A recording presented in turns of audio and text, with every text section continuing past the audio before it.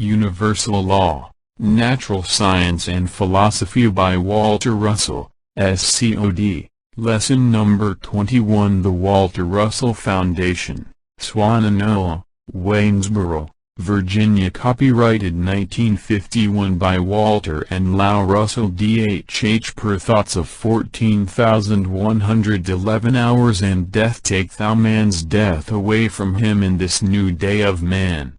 Give him eternal life in me, law knowing me in him. From the Divine Iliad we again repeat God's words as they were given to me in my instructions regarding the giving of his new message to newly comprehending man of this electric age. When saying take thou his death away from him, our Father Mother means that man is eternal and cannot die. He does not mean that bodies do not die, for all creating things grow, decay, generate and radiate as they sequentially appear, disappear and reappear. Life and death are but opposite expressions of the same thing, an eternal continuity of repeated interchangings with each other, for life could not live without death and, conversely, death could not die without life. It might clarify God's meaning in his word if the above were paraphrased as follows: take thou man's ignorance and fear of death away from him and give him knowledge of eternal life in him. 351. Universal Law, Natural Science and Philosophy, page 352. Make him to know that he lives in me and never dies, for I am he, in me there is no death. Make him to know that life in bodies is but the multiplied motion of my concentrative thinking, and death is but a division of that motion as my thinking decentrates to find rest in me, and when both life and death are added together their total is but the zero of rest in me, reduced to its utmost simplicity. This means that life and death are but two opposite directions of motion. Life is the generative direction of concentrative thinking and death is the radiative direction. What could be more simple? Our bodies are but wave cycles of motion. Our bodies simulate eternal life by the eternal repetition of life-death cycles, but our bodies are not our persons, or beings, or our divine selves. That is the thing God wants the new age of man to know. Past ages have feared death because they did not know its meaning. The dread of death is born out of the belief that man dies when his body no longer functions, and that death of his 129 lie is his end. It is unbelievable how many intelligent people of today actually believe that way, and our acquaintance is a very wealthy, successful, intelligent, kindly man who lives life generously and abundantly, who says when you are dead you re-dead, and that degrees est the end of you, and he sincerely believes it because he thinks of his body as being his self. He actually believes that his intelligence is within his brain, that his brain is mind, and that his own individual self has no connection with any other self, or with a universal mind. Universal Law, Natural Science and Philosophy, page 353. If life and death are but motion, what then is motion? If we would know what our electric bodies are, and how they are extended from our spiritual selves to simulate ourselves by fast and slow two-way motion, we should not only know what electricity is but how it works. Also, if we would know how to control our bodies, which we ourselves have extended from the spiritual souls of us because of our desire and our will, we should better know the relation of the intelligence which is within each body to control it, and the body itself. This is the knowledge which will mark a new day in all social, industrial, scientific and medical practices. The fact that our physical bodies are but moving extensions of our spiritual selves has but begun to enter into human consciousness. It will affect you personally to your great advantage in the measure of your ability to comprehend it. Just as the visible tree is made to appear out of its invisible soul seed by increasingly violent motion and continue to grow into a BL_GPR and better tree as long as the violence of motion can be multiplied into more violent motion, and then disappear as multiplied motion is reversed 12 years, dividing it, so has invisible man been made visible fast motion. The particular point I wish to emphasize is that the whole intellectual world must revise its concepts regarding human bodies, and the practices concerning them, medically and otherwise. We have regarded them as ourselves instead of instruments for manifesting ourselves. We have been mightily misled into treating universal law, natural science and philosophy page 354 effect with effect instead of with cause degrees. We have magnified the importance of motion, which is the sole ingredient of our bodies, to the exclusion of considering the source of that motion in the seed pattern of our soul's degrees, when we know that a single thought can change the polarity of our entire body toward either life or death, likewise changing its entire chemistry toward increasing alkalinity or acidity to strengthen or weaken it, or can change the shape of every corpuscle of matter in the entire body in the direction of either growth or decay. The medical profession will radically change both its principles and practices in dealing with the ailments of bodies degrees. Likewise you and I and our neighbor who are seeking happiness, prosperity and great achievement in life will at last find that we must cease setting up insurmountable obstacles in our business or social lives, which each of us individually, and the whole world nationally, is constantly doing, thus preventing the happiness, prosperity and power we all long for degrees. A new viewpoint. Let us, therefore, look upon all bodies for what they are, instead of what we think they are degrees. Bodies are but waves of motion, pulsing waves of motion, which increase in violence to express life and decrease to express death. Bodies of matter in motion have been man's realities for ages degrees. The time has come when the unfolding human race must know the unreality of moving bodies and the reality of their source of motivation. Reality can never be in motion, for motion ceases, but the stillness from which motion extends is as eternal as the universal law. Natural Science and Philosophy page 355 Silence from which sounds extend. Reality must be eternal in order that it be real. Go back, therefore, to first principles as outlined in the first 10 pages of lesson number 9 and review them carefully until the conviction is embedded in you that the undivided light of mind and knowing is the reality from which thought imaginings extend and retract in pulsing sequences to make believe that their pulsing electric motions are the ideas which their motion simulates degrees. Meditate upon this thought until you thoroughly comprehend that all motion is making believe that it is something which it really is not. Let Fig degrees 8 assist you in realizing what Y0 you are when you can so far forget you body that you are the undivided, unchanging invisible mind of creation. Then let Figure 9 picture for you what your mind does when it thinks what it knows by taking its one whole idea apart into millions of seemingly separate ideas, and dividing each of those separate ideas into pairs of sexed opposites. Then realize that these sexed opposites forever resist their division by, eternally attempting to void their unbalanced opposition, but never succeed. This will enable you to picture creation for what it is registered, a desire of mind to create moving bodies in the forms of mind imaginings, to mere believe that the moving bodies are the mind imaginings.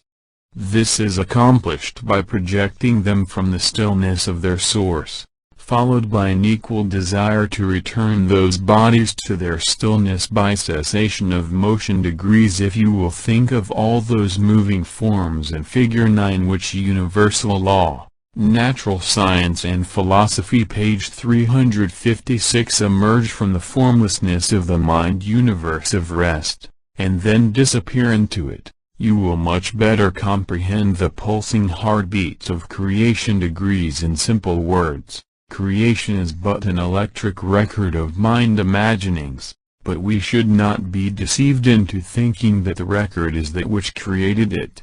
If you will then realize that every action in nature starts from a point of rest, seeks a point of rest, and returns to a point of rest, you will better comprehend the idea of the emergence of matter from space and the subsequent swallowing up of matter bin space. Degrees likewise you will better understand the pulsing of the universal heartbeat which concentrates and decentrates as thought power multiplies and intensifies electric tensions, while lessening desire divides and releases them. Degrees likewise you will better understand the mechanics of motion as the concentrative half of the universal pulse compresses large volumes of low potential into small volumes to create visible solids. Thn goes into reverse to expand the compressed solids into invisible space. Degrees also you will more clearly visualize the universal heartbeat as a universal pump which compresses and expands, simultaneously and sequentially, to seemingly divide the undivided, to change the changeless, to give measure where no measure is, and to condition the unconditioned. Degrees also you will better realize that the energy which motivates all motion is an desire of mind to express idea in moving forms of idea, and not in the moving forms which result from desire. Degrees universal law, Natural Science and Philosophy page 357. Likewise you will discover in your meditation that desire itself is divided into the positive desire to manifest life through multiplied motion and the negative desire to seek rest to manifest death through cessation of motion. If you will meditate long upon this thought you will realize that every desire to multiply your power to think concentratively is followedly a desire to rest from the fatigue of the concentration. Also, that if you work actively all day you will want to lie down and rest all night.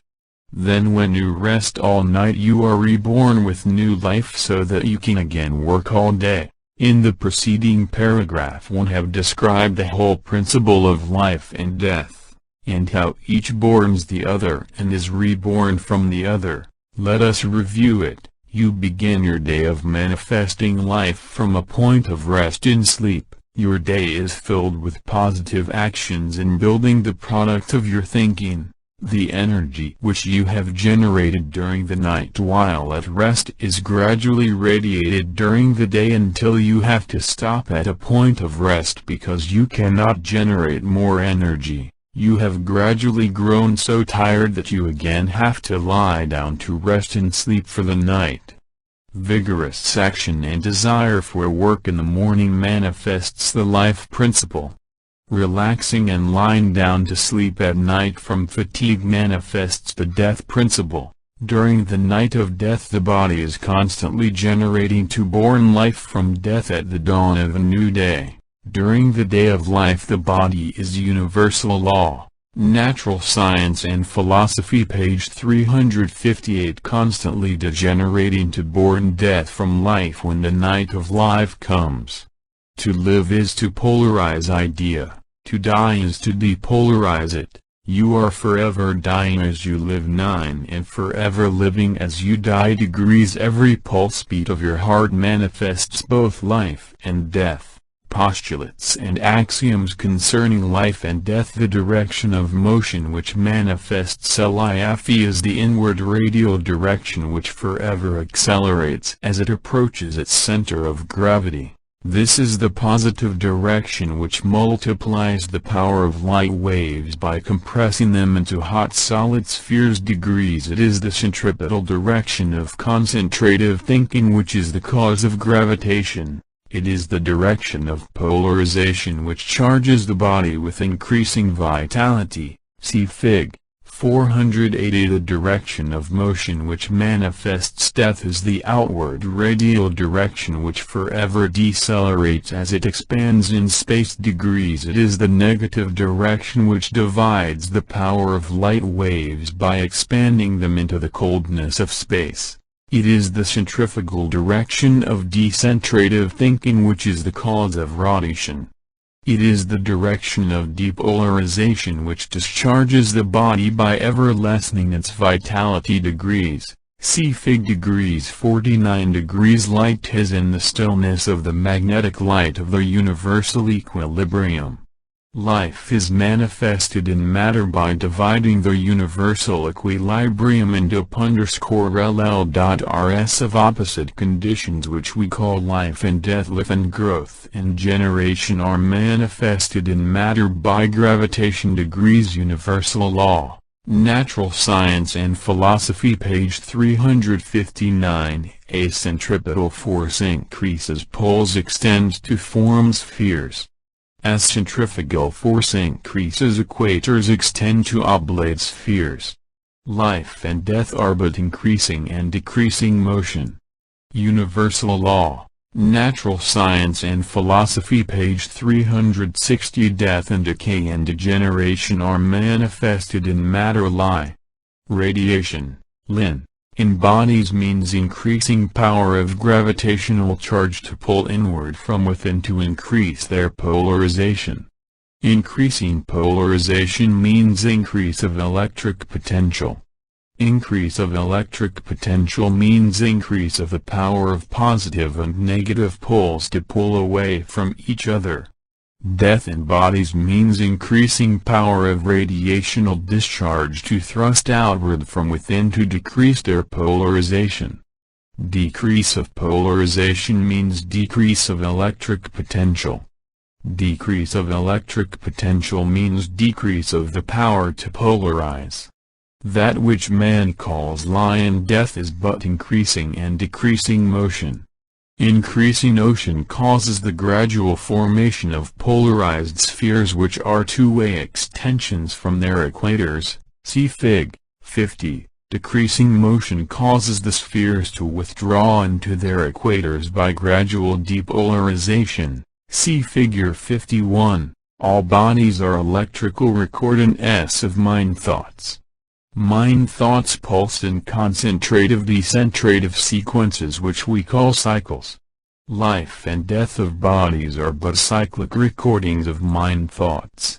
Thoughts come in D2 and life and death record their comings and their goings in electric bodies which appear, disappear and reappear forever. Summary: and that is all that life and death is. When we can think of universal law, Natural Science and Philosophy, page 361, our bodies as just transient states of motion which are but dramatizing the thought imaginings of our eternal selves, the more we can realize we, ourselves, are a universal mind, creating bodies for ourselves, creating the universal body for the universal oneself.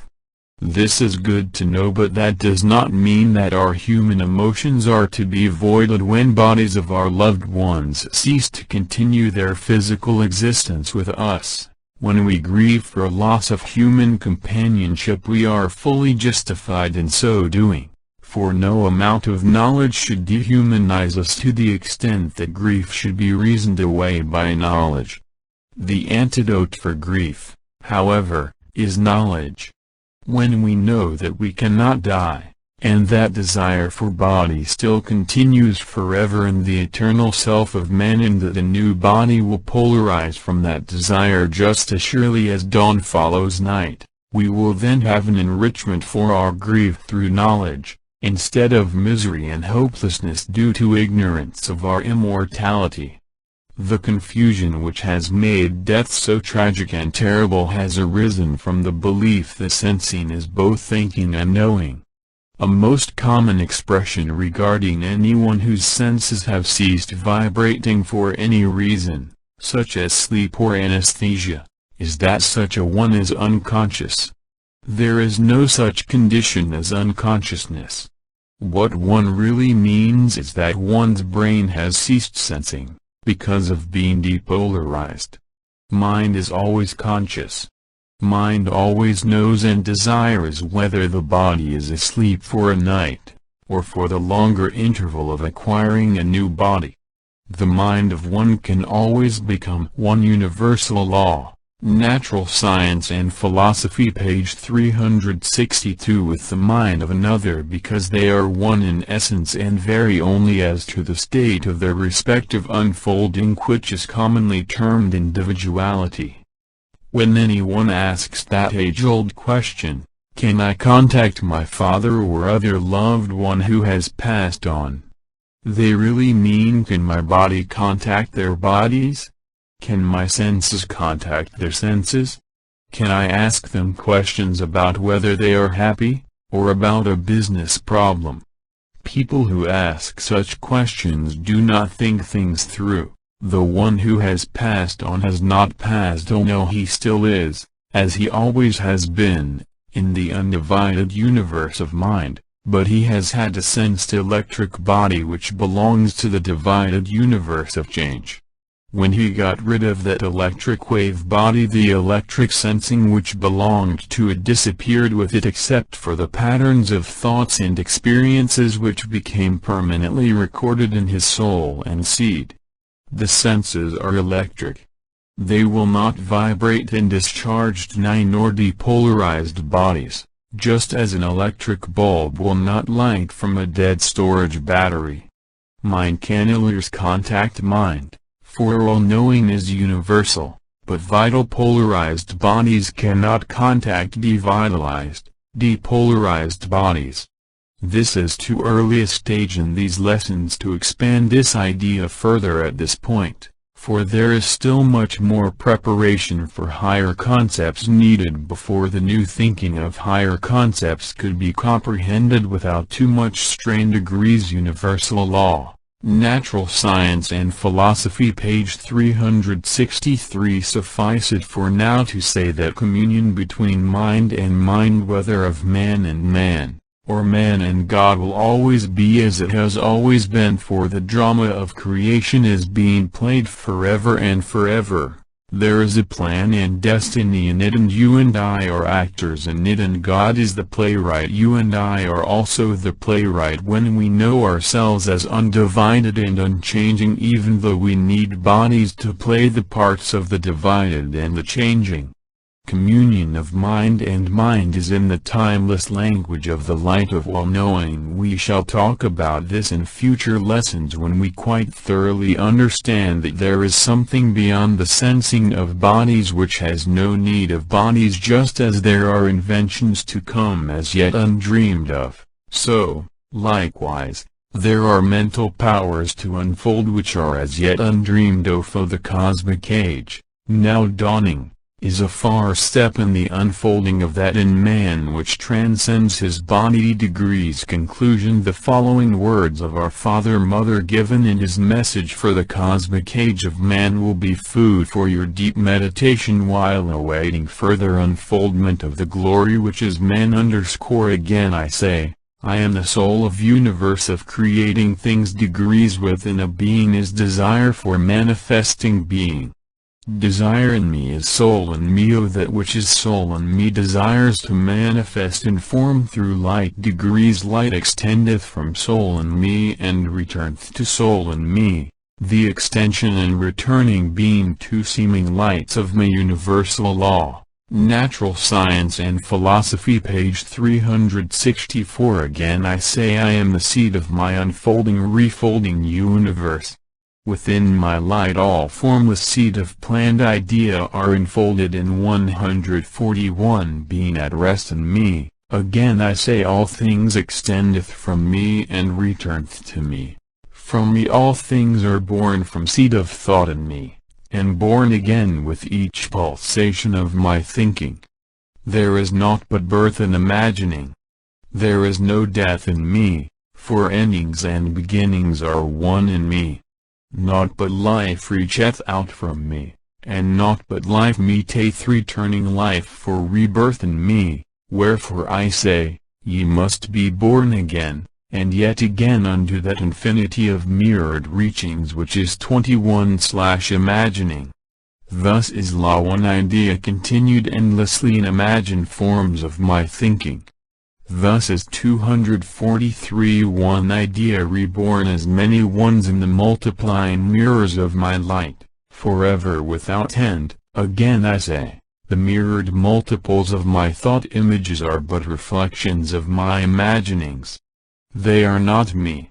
From the Divine Iliad pages 152/3 The Secret of Light Universal Law, Natural Science and Philosophy by Walter Russell, SC. D. Lesson number 22 The Walter Russell Foundation, Swannanoa, Waynesboro, Virginia. Copyrighted 1951 by Walter and Lau Russell. The fact that our physical bodies are but moving extensions of our spiritual selves has but begun to enter human consciousness. All bodies are electric recordings of mind thoughts. Quoted from Lesson No. 21. Knowledge makes you the master, not the servant of matter. The above quotations are repeated here because it is difficult to fully comprehend the oft-repeated statement that God is all-while an infinitely extended universe of suns, stars and nebulae illumine the heavens by the countless millions, and all about you countless millions of bodies of substantial matter which you can weigh, and feel, and see with your own eyes confronts you with their own indisputable evidence of their reality. All our lives, for countless generations, we have been confronted with moving bodies and moving forces. Heat burns us, winds blow forcibly against our resisting bodies. We have pains, and aches, hungers, and fear of illnesses of our bodies, and of the bodies of our families and friends. Tempests come with floods, and famines, and droughts. We have always known a world of motion of actions and events of 365 Universal Law, Natural Science and Philosophy page 366 Pleasure and catastrophe with eras of peace suddenly broken by devastating war. How, in the very face of all we see and feel, can we say, God is all, or God is love, or I am the master of my fate, I am the captain of my soul, when we feel ourselves to be the helpless victims of a matter and motion environment which so relentlessly swirls us about in its whirlpools? Is it any wonder that people who are the servants of matter, motion and environment, feel that the universe of matter and motion is reality and the things of the spirit are something to be hoped for but are not dependable? Not wherefore I say to you that you are the self-bound servant of matter so long as you are self-bound, and furthermore I say to you that 7.21,1 are freed from its bondage only when you free yourself from your own senses. Just so long as your senses dominate your actions, the world of matter and motion is your master and you are its unwilling, unhappy slave. Why is this so?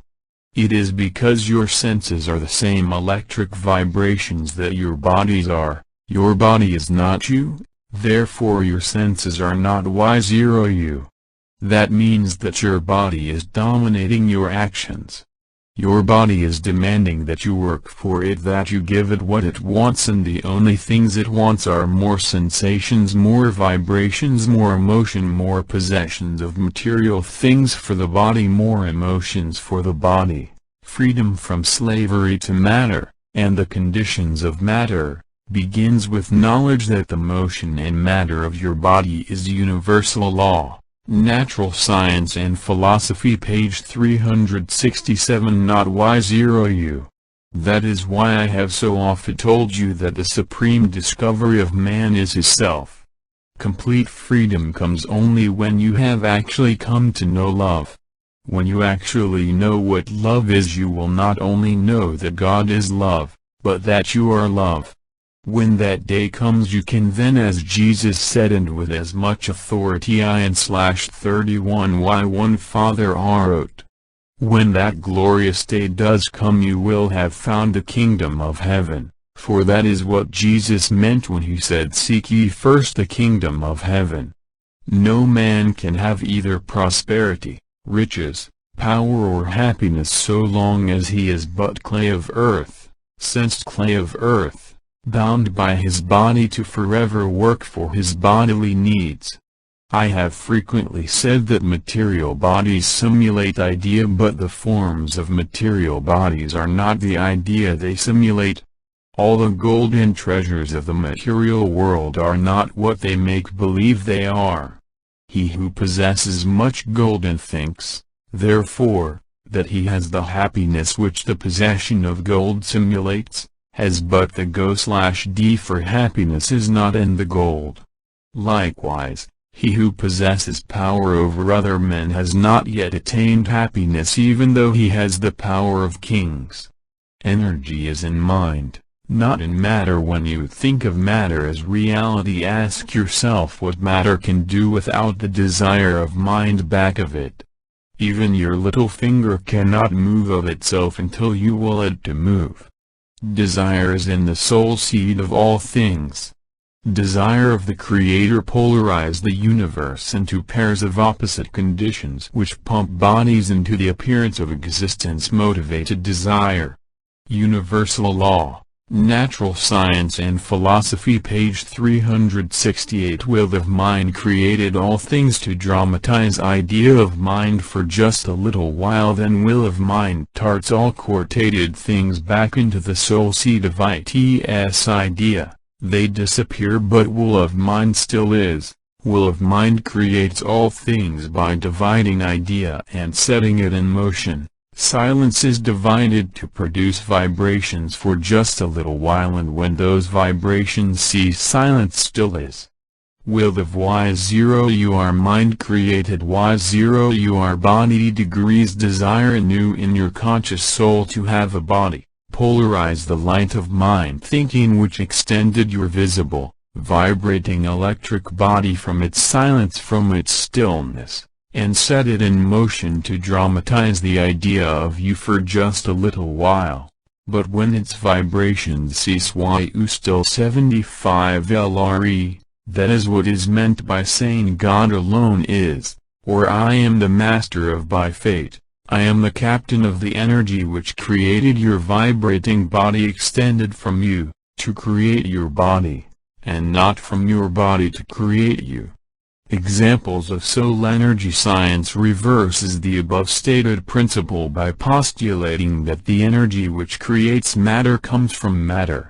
As previously stated, energy is presumed to be heated matter degrees. I want to give you a few ideas upon this subject to take into deep and prolonged meditation, over and over again, until the realization of it gives you the feeling of such unlimited power that you could tear trees from the forest tree by tree, or forest by forest, for your strength transcends that of the tree degrees. It is mightier than that of the forest, as I once upon a time wrote down when deeply in the light degrees. Universal Law, Natural Science and Philosophy, page 369. This feeling of unlimited power should be your normal state of mind. 9. Together with inner joyousness.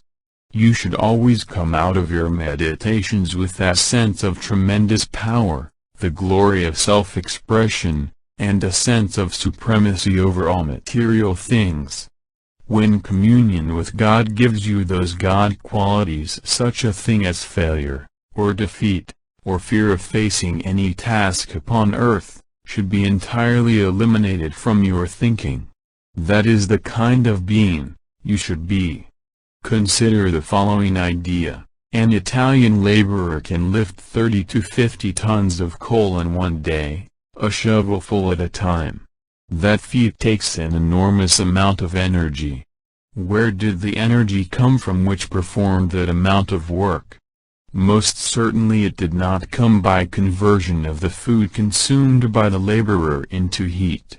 The few pieces of bread, cheese and onions consumed as food would not generate heat enough by any known process to lift 50 pounds, much less 50 tons.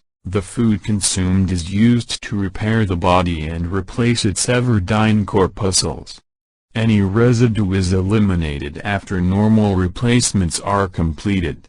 A machine that man may make which would lift 50 tons would need at least 500 pounds of fuel. A man's body is a machine made for performing work just as a man-made machine is.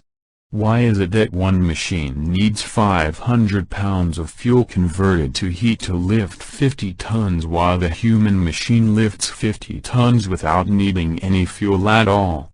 The answer is that the human machine is centered HZ, the universal consciousness, which is the source of all power, from which universal law, IMP Euroscience and Philosophy page 370, man expresses power through desire to express power, even though he is not aware of the source of his power.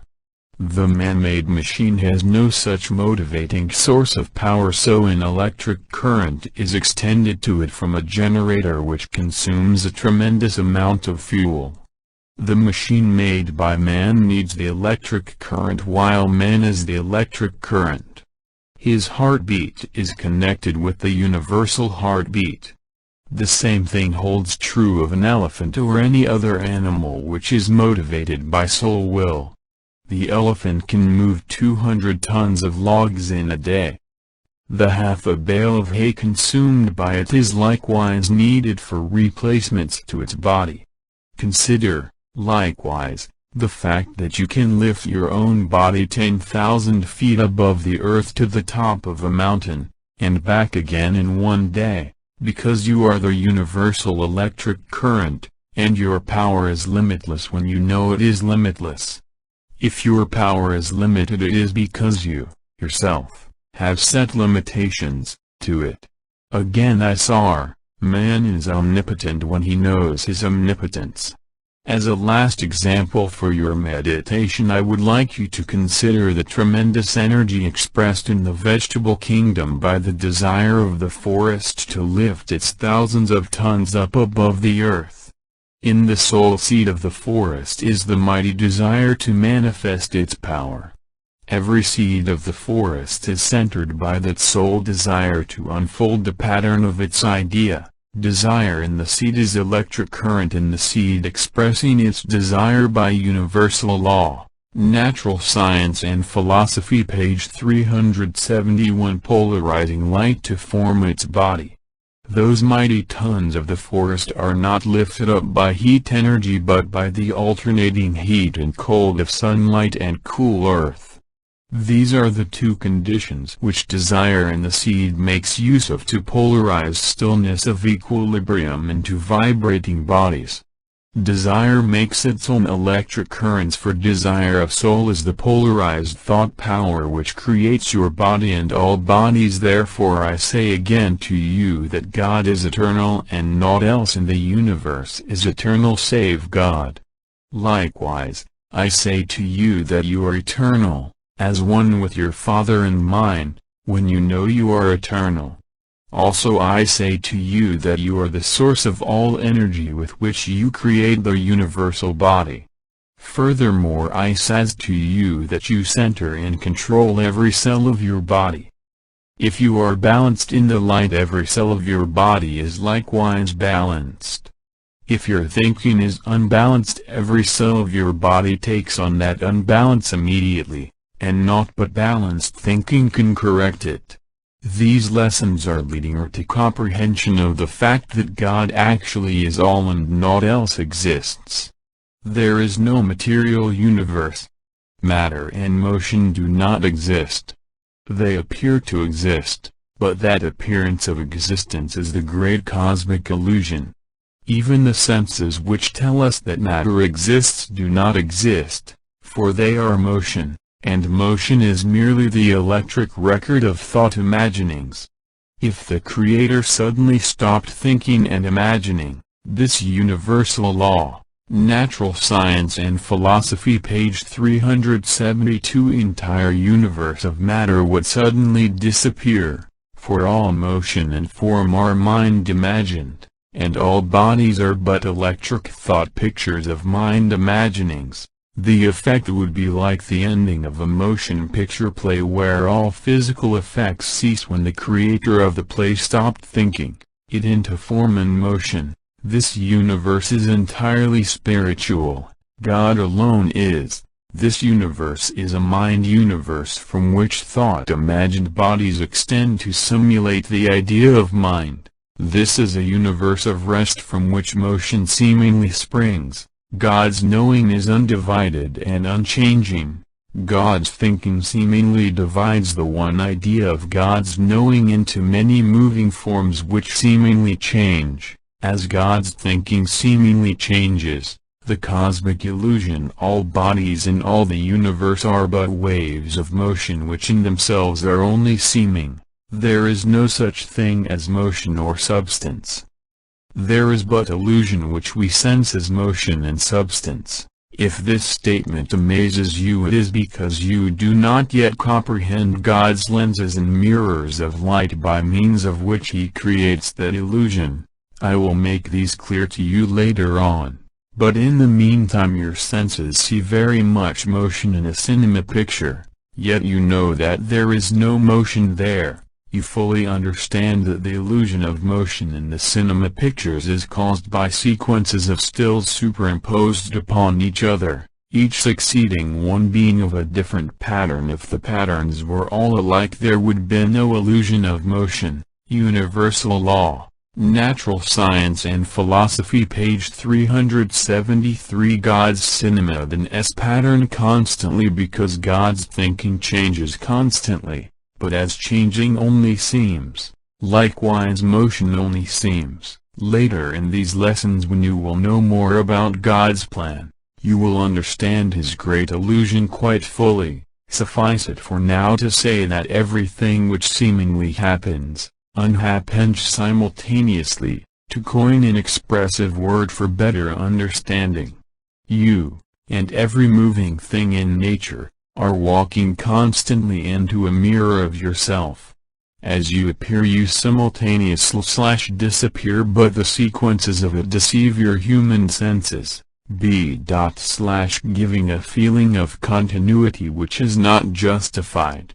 When we arrive at the stage of further discussion of this phenomena, you will know of it as the voidance principle, which is demonstrated in the law of voidance, which reads: every action is voided as it occurs, is repeated as it is voided, and is recorded as it is repeated. All effects of time, dimension, sound, and sequences of night and day, from which the illusion of time springs, are likewise the result of seeming motion degrees. All this can be summed up in the simple statement that this seeming universe of many things, which seem to have countless changing moving forms, is a zero universe of rest which never exceeds zero in any of its effects, but only seems to do so. All of this seems incredible, I know. But as you gradually replace old conceptions of what constitutes reality, you will more and more comprehend that the light of mind is the only reality. Universal Law, Natural Science and Philosophy, page 374.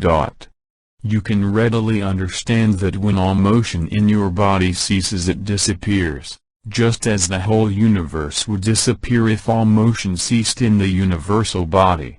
This idea is so beautifully expressed in the inspired words of our Father-Mother's message that I quote them here for your inspiration. Without thinking, my one idea could not become many one ideas for my stage setting. Without motion, Kielek's cosmic play could not be played, nor could its actors be. Without change, Lily undivided one idea could not unfold. Without timeless drama of creating universe could have no sentiences. Without motion, time, change and sequences, the unfolding of clear mind imaginings could have no measured space for its stage settings, no screen for its light projections. Therefore see them as I imagine them, but know that they are but unfolding patterns of effect knowing through my thinking. Know thou, therefore, that time is not, nor are there moving things which change, nor is there life, nor death, nor cold, nor heat, nor good, nor bad in my universe of me. Page 98. The Secret of Light, from the Divine Iliad. The one reality your body appeared from you. Degrees. It appeared because you desired to manifest you. It appeared because you imagined it. God's body appears and disappears likewise. When you actually know that your mind and God's mind are one, you can then knowingly say, I and my universal law. Natural Science and Philosophy, page 375. Father R1. You will then know that your mind imaginings are creating the universal body. You will then know that your body is but a moving manifestation of desire in you, and whatever it is what you caused it to be. To the extent that you know God in you, your body is a manifestation of God's balanced rhythms, which are absolutely under your mind control. So, likewise, are all of your creations under your mind control. To the extent that you know God's oneness with you, you can extend your balance to other minds and give them control over their bodies and the bodies they create. What this knowledge means to you, the purpose of revealing these unknown facts of nature to you, is to free you from the bindings of matter, so that you will know it for what it is, and not what it seems to be, and control it instead of it controlling you. In the previous lesson I have stated that one single thought could upset the chemistry and polarity of your body so completely that from being well you could become ill.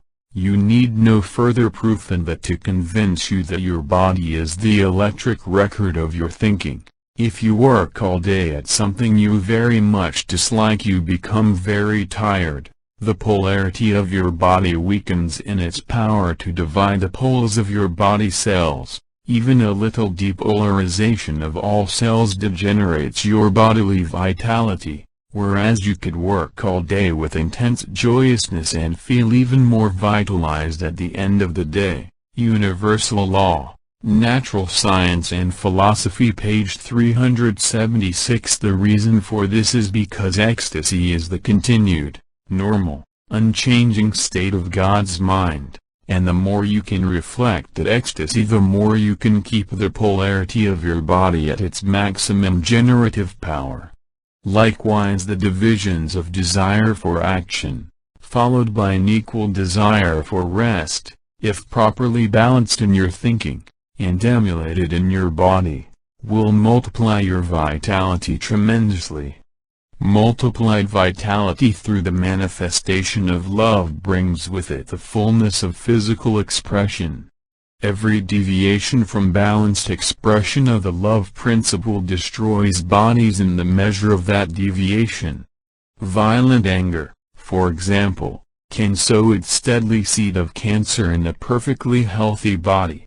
A complete expression of the love principle, one which has in it the ecstasy of the light of mind, can destroy that seed and make the body whole. Likewise, it can destroy the seed of any infectious disease if that ecstasy can be imparted to another, as Jesus did when he made others to heal themselves through believing on him, even though they did not comprehend. It is time that the medical profession fully comprehended that vitality and the powers of generation are based upon increasing polarity, and that polarity responds immediately to desire and the balanced rhythms which are an essential precedent to the joyousness which leads to ecstasy. Such joyous emotions increase the alkaline preponderance which builds the body and lowers its acid content.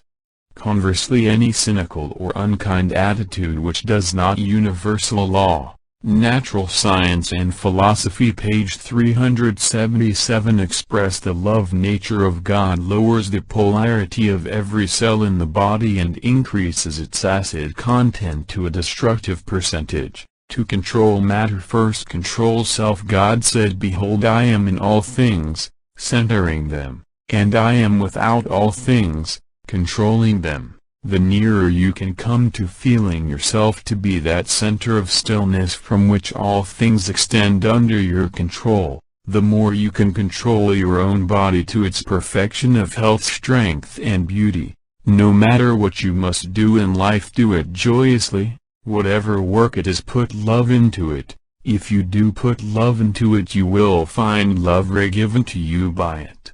Love given out from you vitalizes you. Your polarization intensity increases instead of decreasing.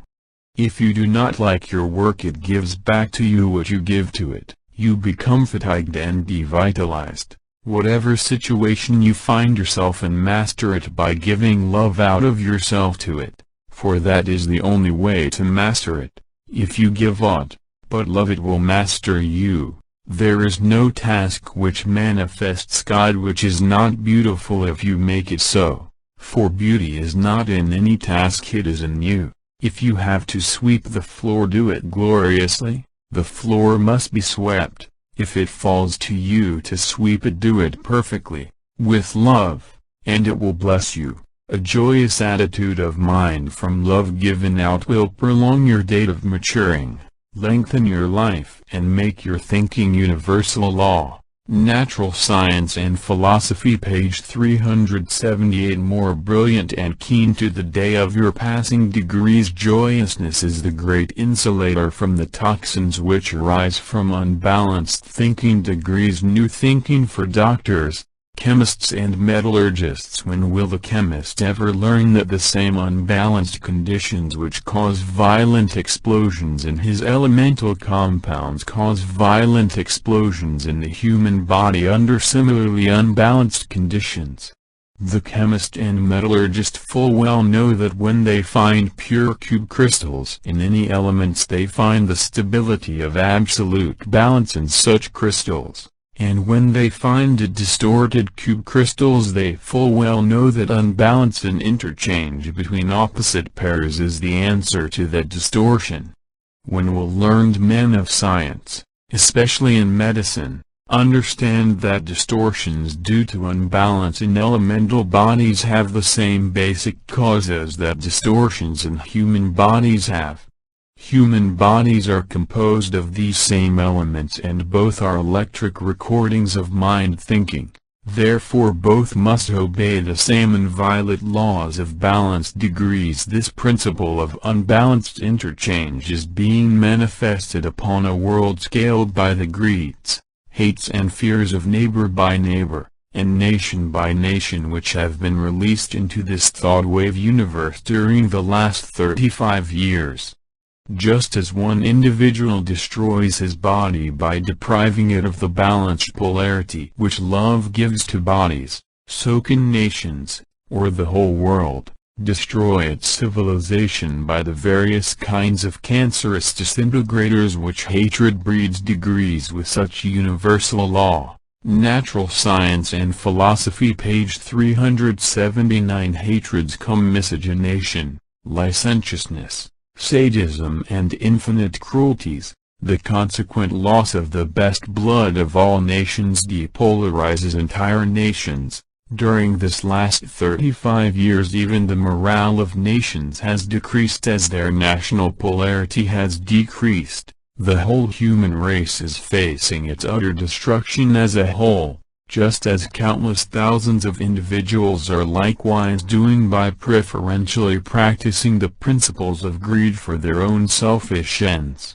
The world is not producing great men in the arts, great Staathalpen in governments, or great leaders in any of the fields of human endeavors. Morality, integrity and culture are at a low ebb, and honor is selling out to materialistic power seekers in every great nation of the world. Ever it is man's thinking has made it so. Today's civilization is the electric record of man's thinking.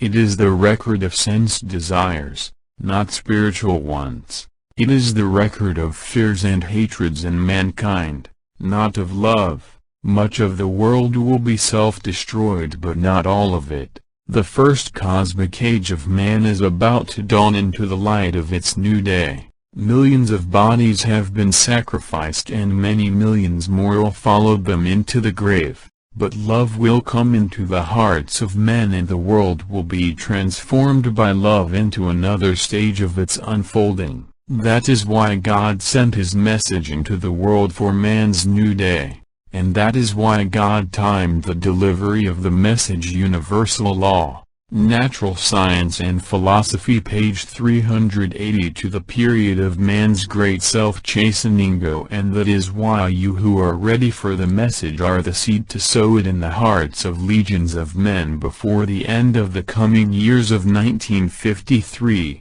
so that they in turn will bring into being the cosmic age of love before the last days of the epochal year of 1961 shall have ended. Universal Law, Natural Science and Philosophy by Walter Russell, SCO-2-P. PMM.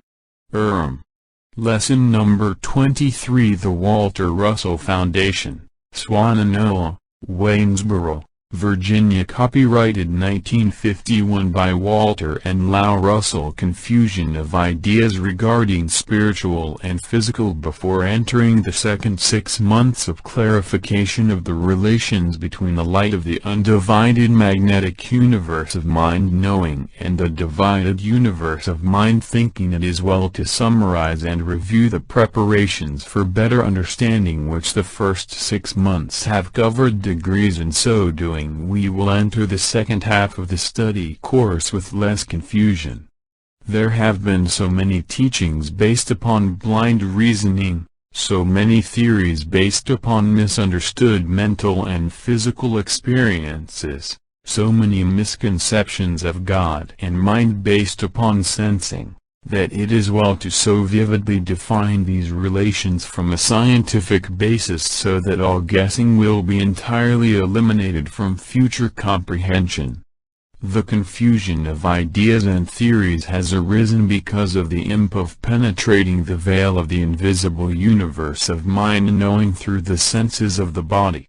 The miscomprehension of man that he is thinking with his mind when he is only sensing with his body has given rise to the many misconceptions regarding both mind and body. 381. Universal Law, Natural Science and Philosophy page 382. That is why we hear so much that is popularly believed about such non-existent things and conditions as unconsciousness, conscious mind, subconscious mind, superconscious mind, the human mind, mortal mind, and other terms. These all arise from the misbelief that people are thinking when they are but sensing with their electric senses, which do not think and cannot know anything. The more you study pages 137 to 144, until those first principles become a part of your knowing, the more you will find yourself beyond the possibility of confusion. To these pages I would add a brief explanation of what causes such strange misconceptions. In the following lessons I wish to stimulate your imagination with a different presentation of the difference between the spiritual and physical universes than you have ever yet heard. I will do this in order to help you see the material universe as I see it and the spiritual universe as God will light me to eye it. The explanation of unconsciousness. There is no such condition as unconsciousness. When you are wide awake, your body is like the rippled surface of a lake. It is vibrant with waves. Those vibrating waves of motion are your electric senses. Those vibrating waves of motion are also your body. Give thought to this fact for just a moment. When you fully realize that your body is only electric waves of vibrant motion, you could not possibly think of your spiritual self, the being which is you, as being only waves of motion. Degrees you have inspired thoughts, deep emotions, glorious universal law, natural SCTF, NCE and philosophy page 383. Conceptions. You cannot possibly attribute your love of beauty, your family and friends, or your rapture of soul and contemplation of nature, or your inventive genius to waves of motion. Nor can you think of your knowledge as being only motion. Your vibrating senses do not know anything. They are not conscious of anything. All they can do is to sense other motion. In other words, all they can do is to feel. Senses are made to feel one other motion, and that is all they do and nothing more. We say that we have 5 senses, that of seeing, tasting, smelling, hearing and feeling. All of these are one. We feel differently with our eyes, ears, nose, torides and body, but they are all just that one sense of feeling. And that is all that the whole physical universe is composed of, just senses, sensed waves, sensed bodies of motion which feel other sensed bodies of motion. Moreover, no sensed body in the universe could even move if not told to do so by the intelligence which centers it. Just as your car cannot move without desire extended to it by its centering intelligence, so, likewise, your body and all other bodies move only because of desire of the universal intelligence centering them, and not otherwise. And this is as true of the atom or stellar system as it is true of the little finger of your body.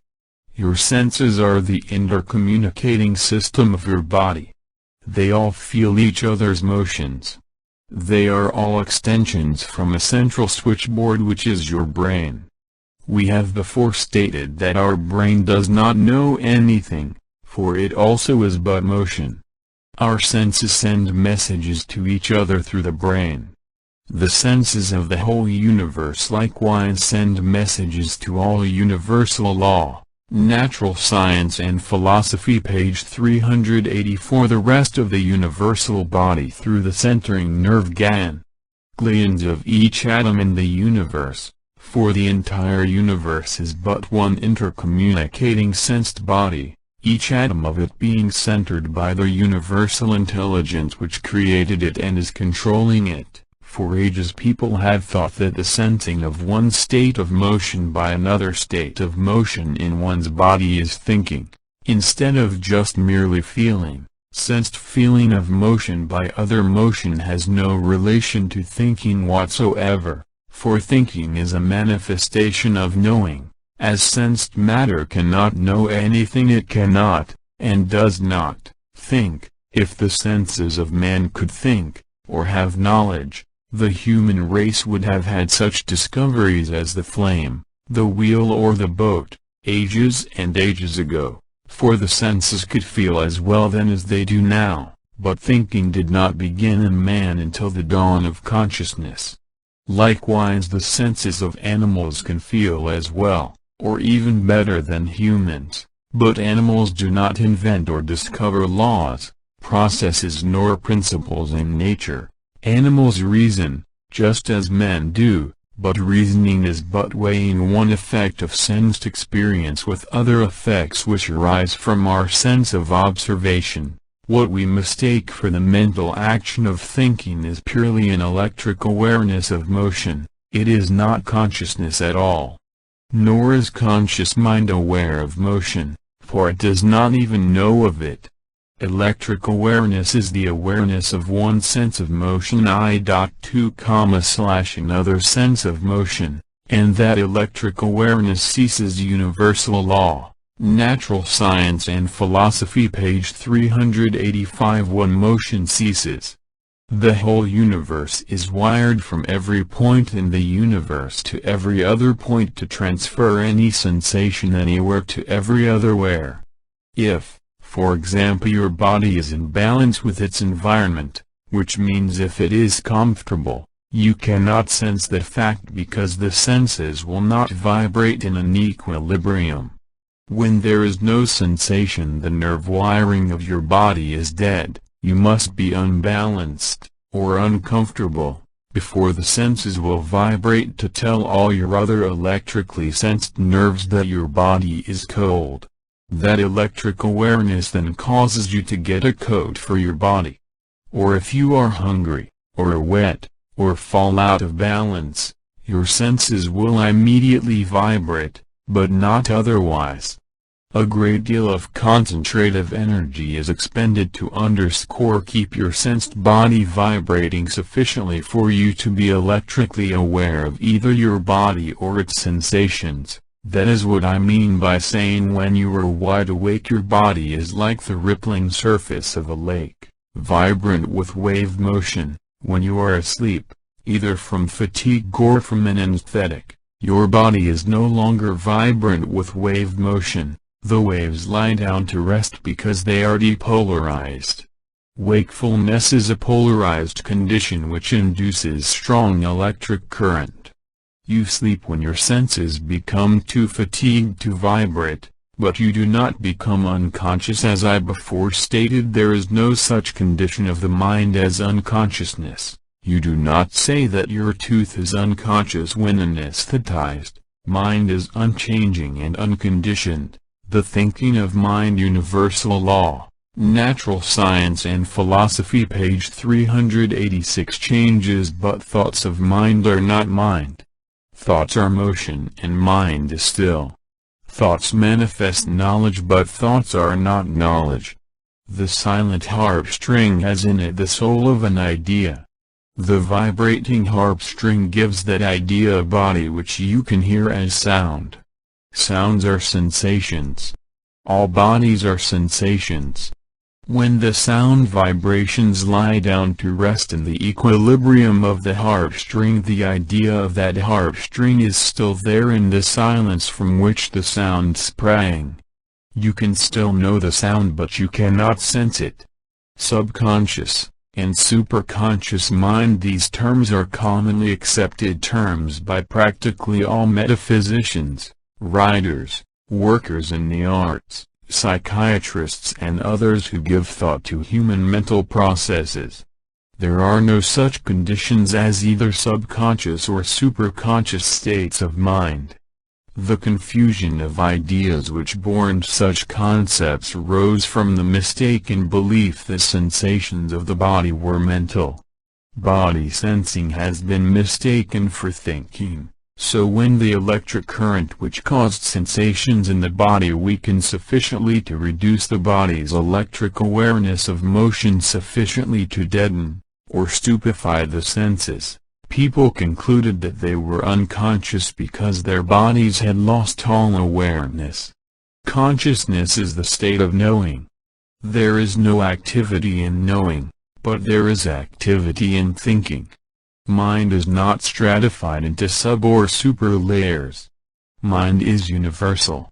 It is all there is, and it is everywhere the same. Universal Law, Natural Science and Philosophy, page 387. Unchanging one undivided light of all-knowing from which all motion springs. Consciousness never changes. Everyone is always conscious but few are aware of it. The human race has not yet unfolded to the point where it is cosmically aware of its conscious soul.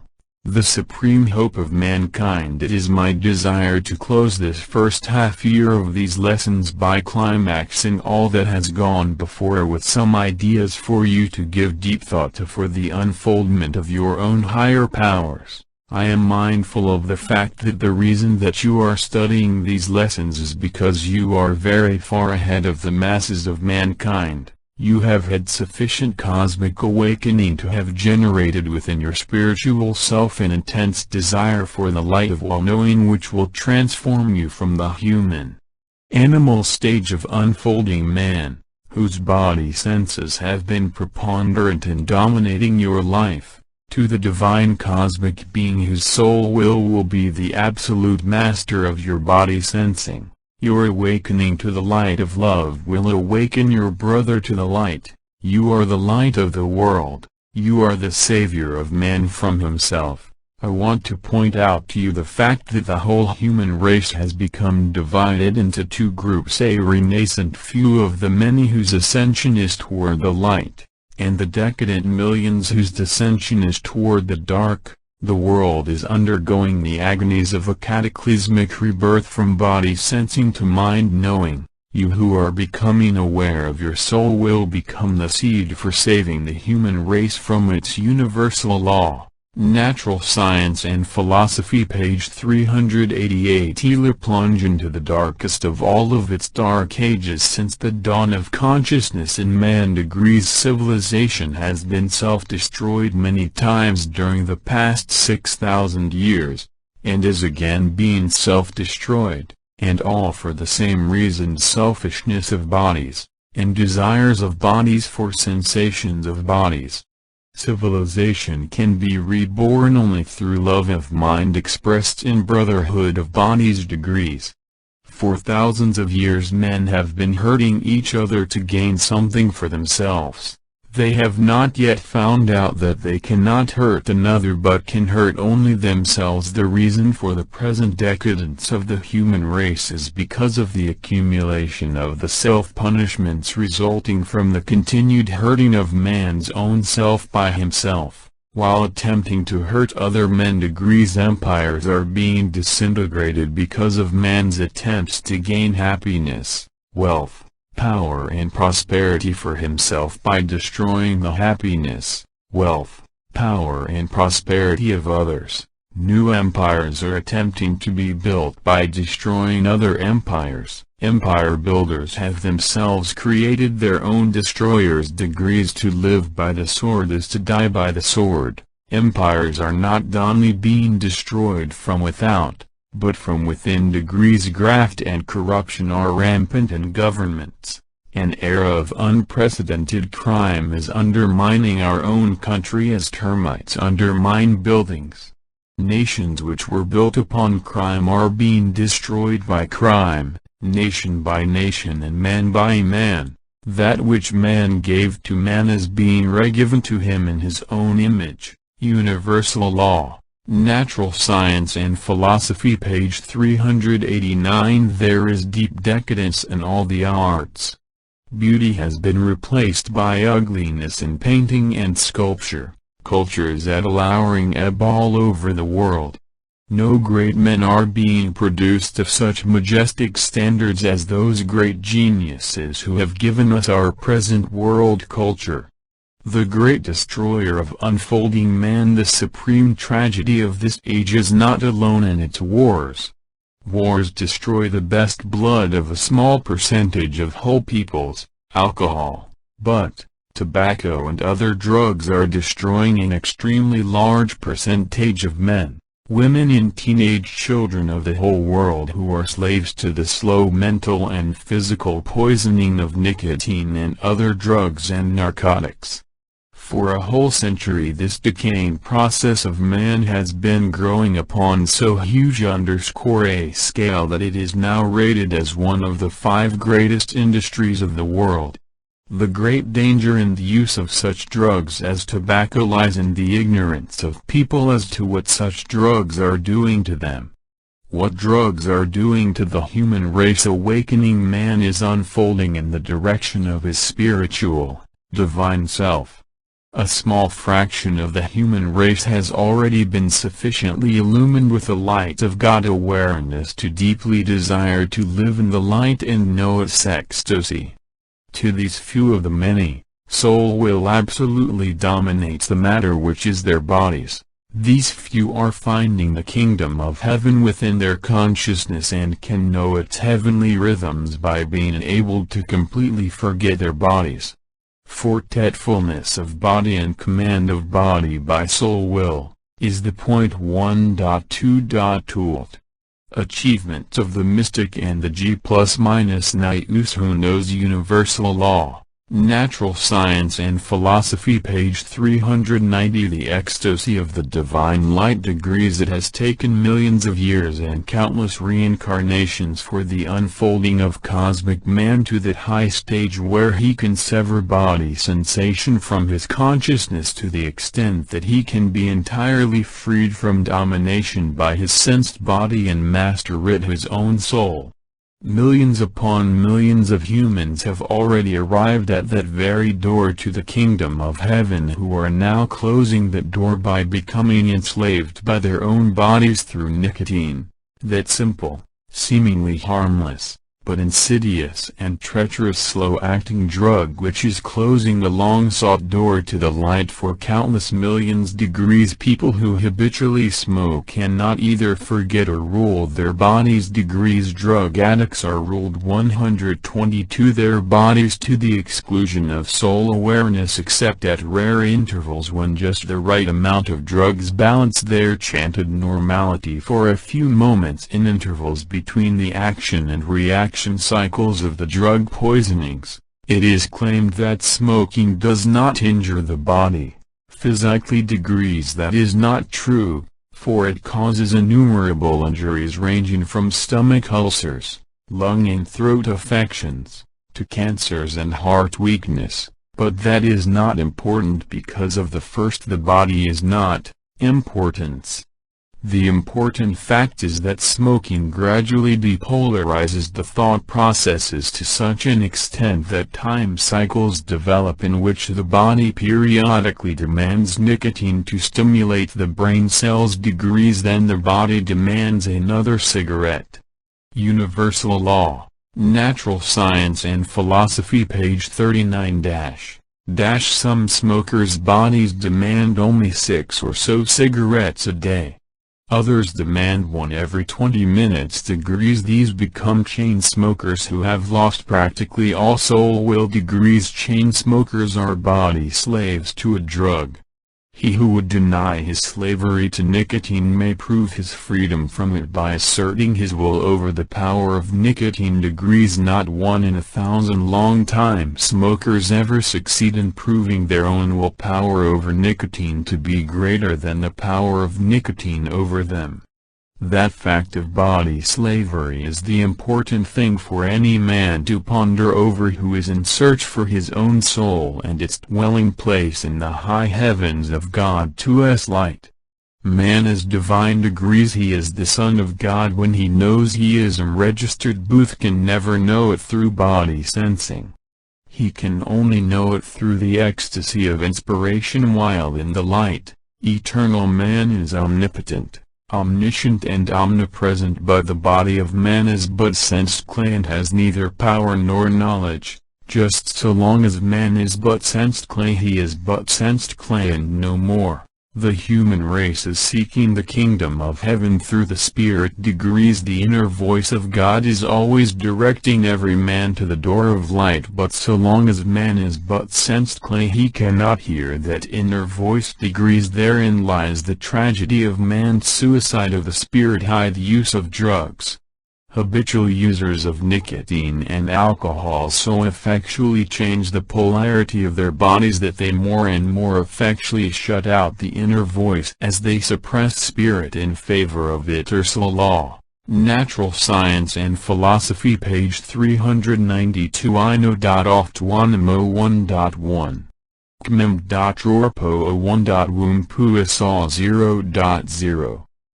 Tyfying the senses. Degrees. Even the genius mind who becomes addicted either nicotine or alcohol in excess is unable to express his nous until the stimulation of the drug allows him to become slasher of the light of him for just a short interval. Then nicotine alcohol calls loudly to his senses and he reaches out for the drug to which his body is enslaved. Degrees. I know of a great orator who could not make a speech until they had given his body a quart of whiskey. Degrees. That amount of drug raised his polarity to the point where he could think brilliantly for a little while. Degrees. Then came the reaction and the light which shone from him for just a little while grew dim, then darkened, and this otherwise neat man wept because of what his slavery cost him. Degrees. The great spiritual awakening of unfolding man can come only through awareness of the light in man.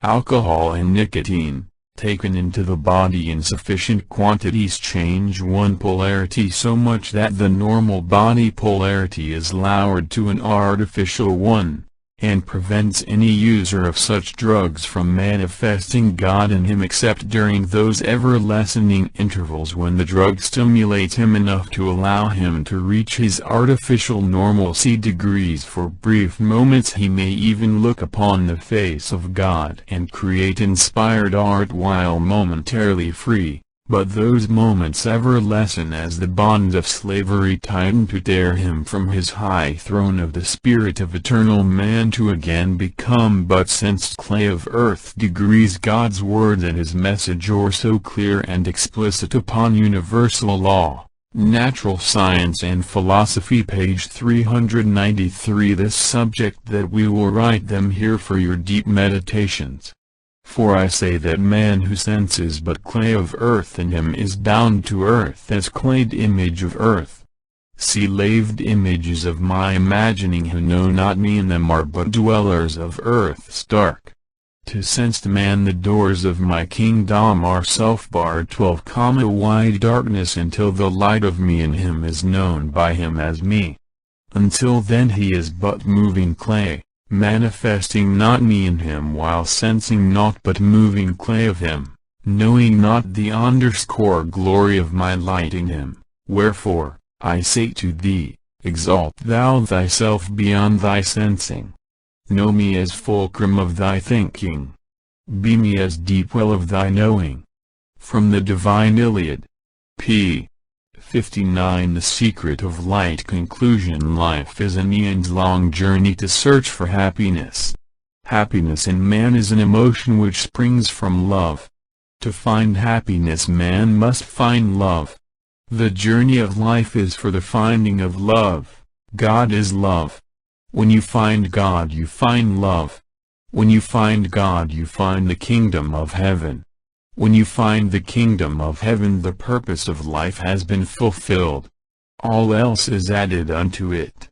In the search for happiness, and love, and God in his high heavens you make discoveries. In the long eons of making discoveries you discover that what you have searched for during universal law, natural science and philosophy, page 394, the eons you already have. You never find out that you have it until you desire to give it. You then discover that you have it to give. From the moment of that discovery you find happiness and love in the measure of your giving. In your search for wealth you discover that you already have wealth the moment you begin to give it. The measure of your wealth is the measure of your giving it. Do you doubt your power? Give of what you have and you will discover that all the power in all the universe is yours to give.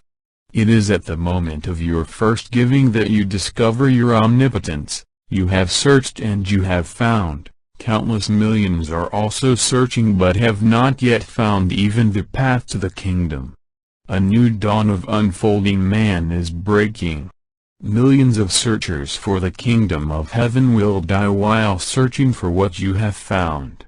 You shall give them what they seek. You are the Savior of mankind in his new day. This our Father Mother commands of you as he has of me. Every man loses his life 1,000,000 times to find eternal life, but he who has found eternal life and immortality shall bestow immortality upon him who seeks, but has not yet found. Yea, millions will die, but God leaves his messengers to await rebirth in man.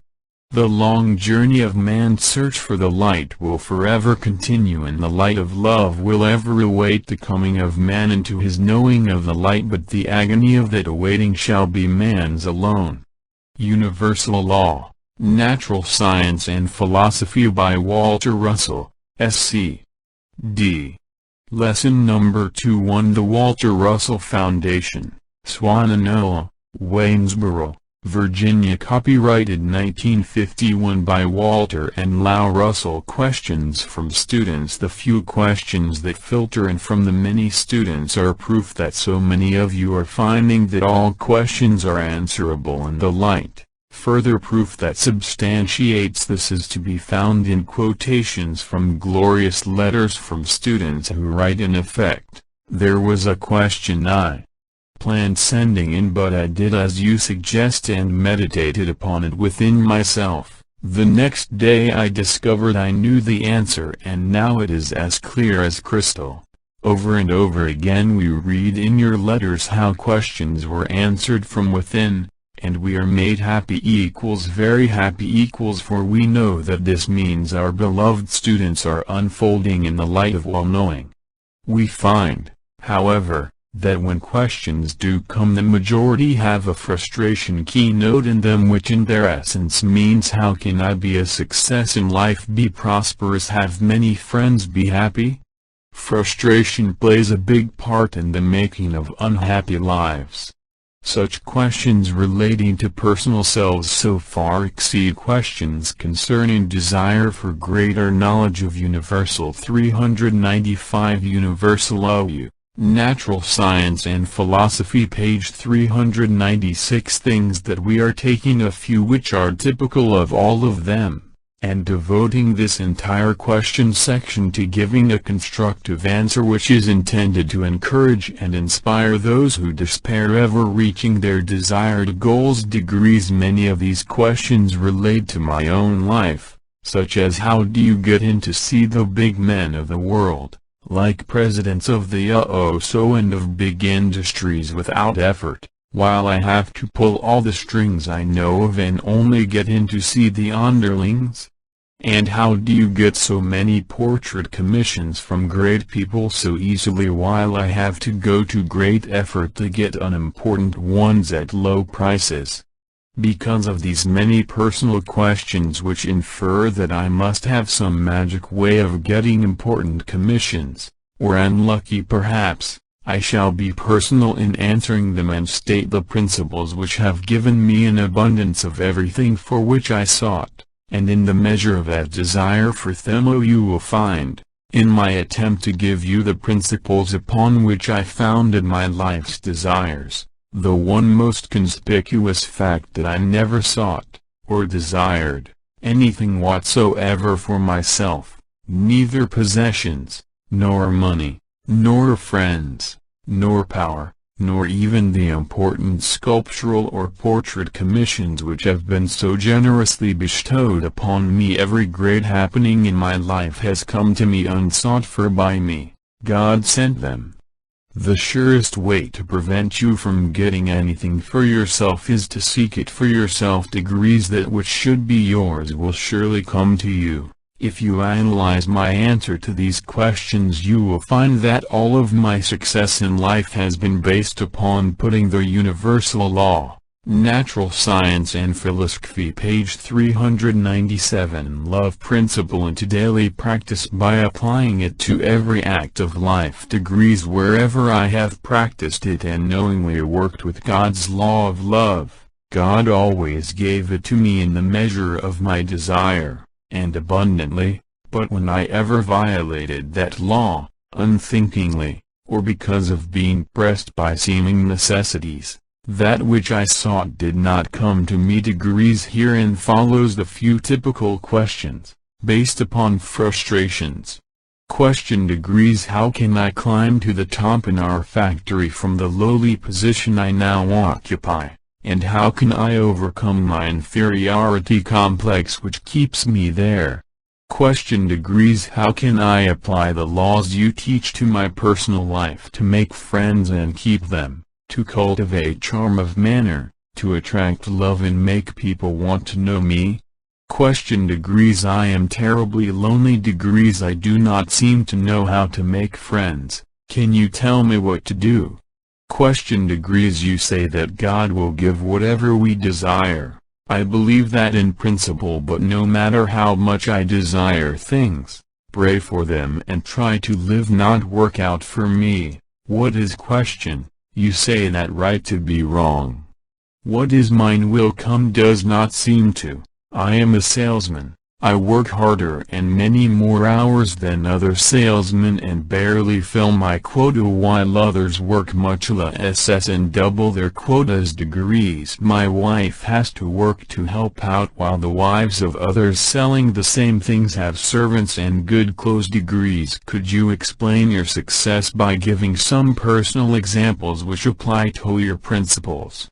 Universal law, natural science and philosophy, page 398. Answer: the great deterrent to happiness, peace and prosperity which every man is seeking is the still remaining influence of the jungle which is man's inheritance and is foremost in his memory. The keynote of man's primate existence was self-preservation. The method he made use of to ensure self-preservation was to take anything he wanted from other men for himself.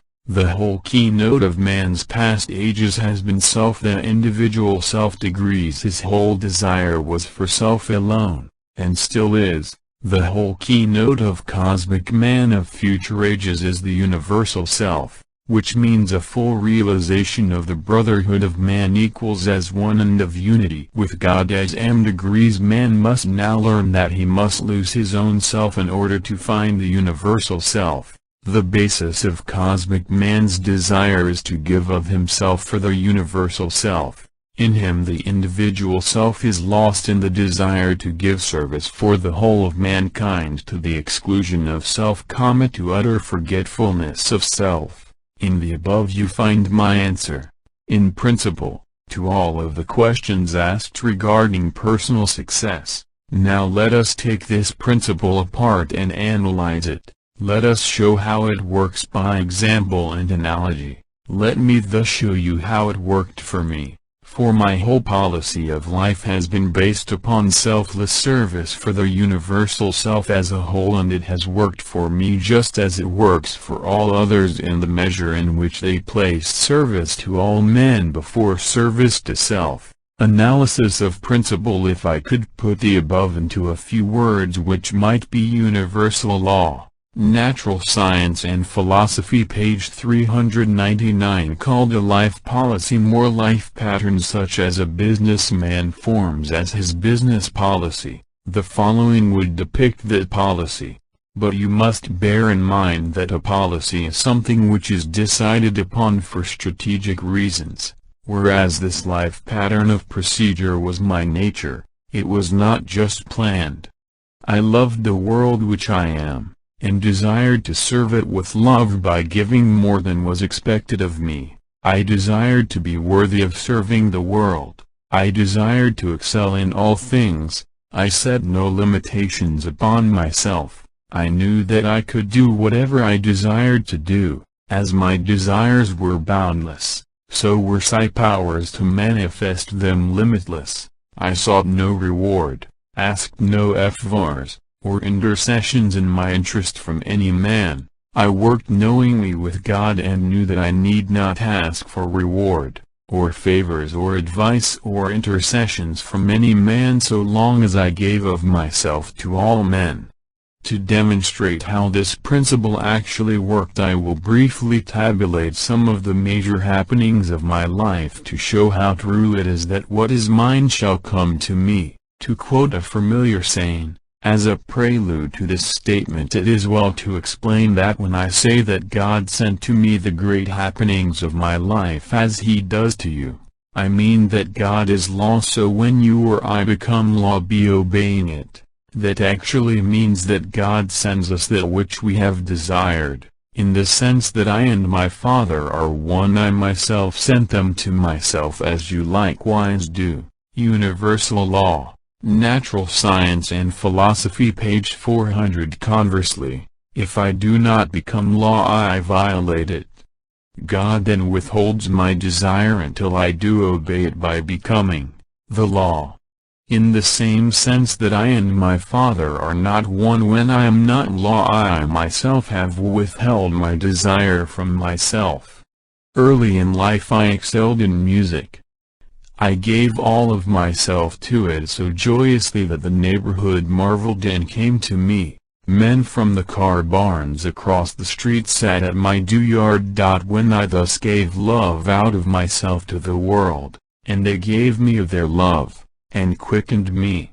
All of the love I ever expressed in music brought love to me. I never sought it. Excellence in that art brought me a church organ and piano position for Sundays and Fridays. Love thus given to me sent me to an art school and lifted me from the status of errand boy, which could have been drudgery had I not glorified it by deeply loving it as one stepping stone toward my heaven. In the art school love given out by me in God's rhythms was re-given when Paderewski accidentally heard me play and came to me. I worshipped him from afar at orchestra rehearsals where students were admitted, but did not seek him. It never even occurred to me to seek him. One glory after another came to me as love re-given for love given. That is law. No one has to seek fulfillment of God's law.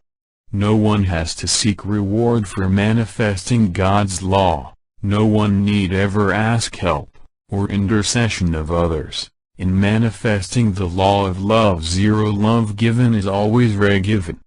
Everyone knows that story of my bellboy career, told by Universal Law, Natural Science and Philosophy, page 401, MUQMAAM. Obsium.409c. Glenn Clark in his marvelous little biography of my life, the story of my desire to be the best bellboy ever known, the only bellboy who never accepted a tip and joyfully gave much more service than was expected. For no more wonderful example of fulfill, and of the law of love re-given to me was ever mine to know for my manifestation of love given by me. Many of the powerful whom I humbly served became lifelong friends. 3 families desired to adopt me. Rules regarding servants were set aside so that I might be a guest of hotel guests. Bellboys who had accepted tips earned about $100 in gratuities. I earned $800 by selling sketches. Many years later the family of an ex-governor of Massachusetts commissioned me to paint several portraits. When I had brought ice water to their door and lay years before, I also brought love, and they remembered it and came to me to re-give it. As a young illustrator I was asked to illustrate a story called 10 Little Pigs. After completing my drawings I was not satisfied with them. They did not excel. I spent a week in the country studying pigs and did them all over again. More love went into them. I worked with God's hands and mine instead of mine alone. They excelled. The love I gave them was reflected in Mark Twain, who gave it to me. Work done worthily brought Mark Twain into my life. He consulted with me regarding illustrating the jumping frog of Calaveras County. Work done worthily, and with love, by you or any other man on earth, no matter how lowly he is, will make the greatest men. Universal Law, Natural Science and Philosophy, page 402 of Earth want to know you. You need not seek them, nor ask others to intercede for you, or to give you letters of introduction to them. If you want to know great men, make them want to know you. Emerson knew this when he said, "If you build a better mousetrap than your neighbor, the world will make a beaten path to your door." That is as true of the shoe manufacturer as it is of the sculptor, composer or painter. Love put into any product gives love from happy purchasers. Work worthily done is service given to all the world, and all the world gives it in like measure. The world beats a path to the door of every man who excels in the giving of loving service to his neighbor. Excellence, worthiness, selflessness and joyfulness given out by you echoes in the hearts of all men. The world will find a way to your door if you attract it to you by working with the law. Beauty attracts, ugliness repels. Immunize yourself from all that is ugly. See beauty in all things, and what is yours will come to you. George Washington Carver exemplified this principle. He asked nothing, sought nothing from any man. He lived only to give, to serve, to enrich mankind with his excellence. No one could have been more lowly, more obscure, yet the world beat a path to his door and laid garlands of love at his feet. Excellence and love expressed by superseding mediocrity in the drawings of those 10 little pigs has followed me all the days of my life. I attribute some of life's highest honors given universal law, Natural Science and Philosophy page 403. Me to the love I gave to that simple task, we will trace its effect over the years. Mark Twain's friendship extended to his family and hosts of friends. Excellence in literature gave me a membership in the Authors Club. I spent delightful hours there with Mark Twain, and visiting literateurs of note, such as Yeats, Sir Conan Doyle, Kipling, Rabindranath Tagore, Sir Oliver Lodge and hosts of others. Degrees. I was commissioned to do a bust of Mark Twain because of excellence given to other work. I did not seek it. Excellence given in love to that work showered me with untold regivings of love expressed by Albert Bigelow Paine, Irvine Cobb, Irving Buckler, John Masefield, George Bernard Shaw and many others whom I did not seek, but who came to me in fulfillment of the law. Then followed a request that I create the Mark Twain Memorial. Degrees. I did not seek that honor. Degrees. It came to me because of service given by me. To that commission I gave of all I had to give to the world, working knowingly with God for many years. Degrees. And the world gave it back to me 100-fold in expressions of love from the many hearts which echoed the rhythms of beauty that monument symbolized. To list the names of the world's illumined ones who enriched me with words from their very souls would take up many pages, for their names are legion and the places they occupy in the hearts of men are the highest in all the arts, in education, in governments, and industry.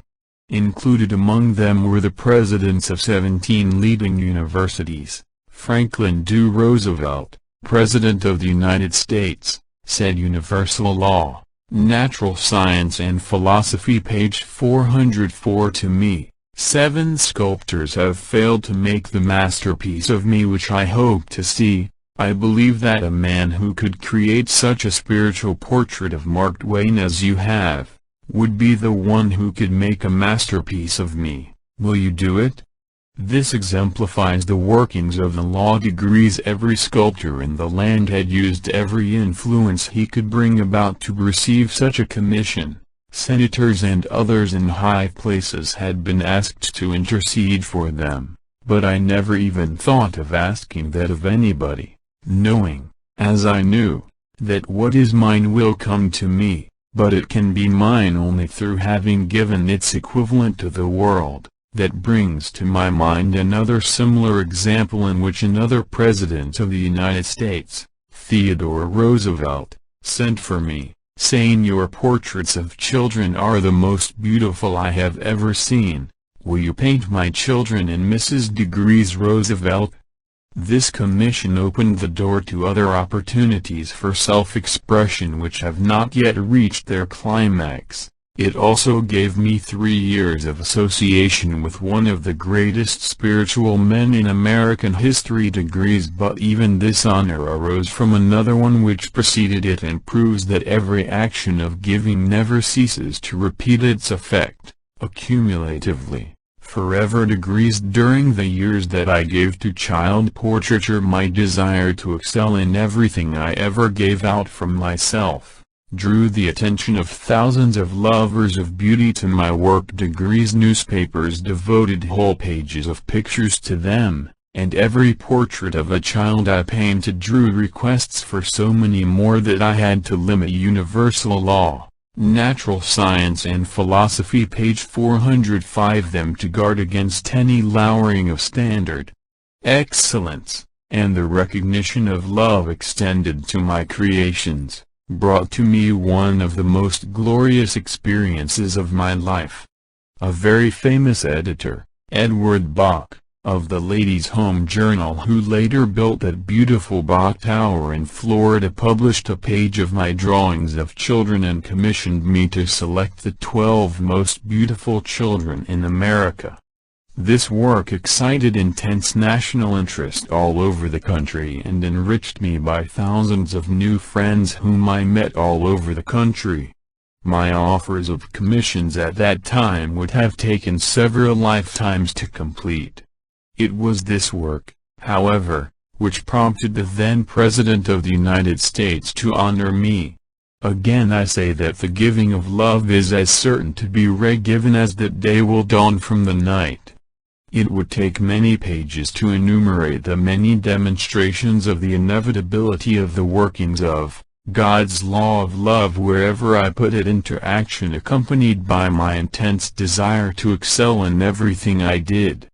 Especially I want to accentuate the endlessness of every good action of life where excellence, love and desire to serve the world, with forgetfulness of self, are manifested. For example, my musical beginnings were never ended. Music brought me the friendship of the greatest musicians of our day, such men as say, Antonio Scotti, Caruso, Sousa, Godowsky, Gabrilowitsch, Victor Herbert, Joseph Levine, Giovanni Martinelli, George Gershwin, Tito Ruffo, Buzzy Pescia, and hundreds of other immortals, 5 of whom I have been commissioned to model in Universal Law, Natural Science and Philosophy, page 406, bronze and stone for posterity. My work in both art and science brought to me the presidency of the Society of Arts and Sciences, which I held for 7 years, together with the friendships of the greatest names in all the arts and sciences of our day, together with the most important sculptural commission I ever received, because it was my first work in sculpture, that of Thomas A. Edison. Among the many whose souls touched mine during this epochal period were such names as Michelson, Millikan, Shapley, John Dewey, Lee De Forest, Jeans, Pupin, and many others in science: Natsimova, Isadora Duncan, Richard and Eva Le Gallienne, Elbert Hubbard, Eva Gautier, Grace Moore, Lily Pons, Alma Gluck, Adolph Fox, Clarence Whitehead, Howard Chandler Christie, George Gray Barnard, Frederick Maimonides, Robert Bartlett, Augustus Street Gaudens, Daniel French, and many other children of the stars whose light has illumined the world. For excellence and love given to painting the might of ages, 9 European countries gave to me their appreciation in high honors and a visit to my studio of King Albert of Belgium. I cite this latter as a conspicuous example of how the building of a better mousetrap brings the world to your door without your solicitation. Thousands of important people made great efforts to meet King Albert. I made no effort at all. I had merely given something to the world which echoed in his heart and made him want to see me. Excellence in self-expression and love given to it will enrich anyone's life.